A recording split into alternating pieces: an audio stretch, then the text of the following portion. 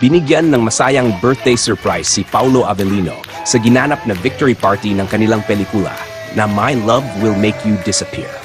Sa gitnang kasiyahan, biglang inilabas ang birthday cake para kay Paolo at isa sa pinaka-excited na kumanta ng happy birthday ay si Kim Chiu mismo. Kitang-kita sa mga video at larawan mula sa party ang saya sa mukha ni Paolo habang tinanggap ang sorpresa.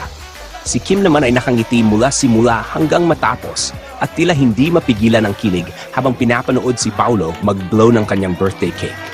Marami sa mga bisita ang napangiti rin sa closeness ng dalawa, lalo na't hindi ito ang unang pagkakataong nasaksihan ang kanilang pagiging sweet off-cam.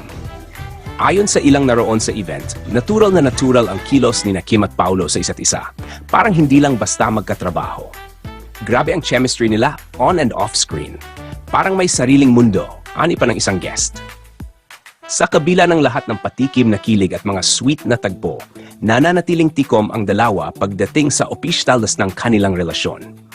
Pero para sa maraming tagahanga, hindi na mahalaga kung may formal na pag-amin man o wala. Dahil sa bawat kilos, sulyap at simpleng pag-alalay nila sa isa't isa, sapat na para sabihing may mas malalim na ugnayan sa pagitan nila.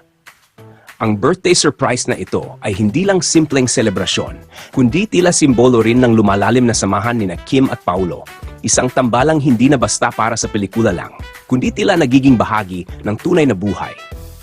Sa mga mata ng fans, isa itong patunay na minsan, ang tunay na love story ay hindi na kailangang isulat sa script dahil nangyayari na ito sa totoong buhay.